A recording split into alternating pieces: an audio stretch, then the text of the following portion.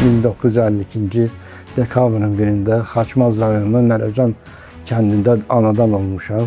Nərəcan kənd orta məktəbini qurtardıqdan sonra Sumqayıta gəlmişəm. Sumqayıt Kimya zavodunda işə aparat vəzifəsində işə düzəlmişəm.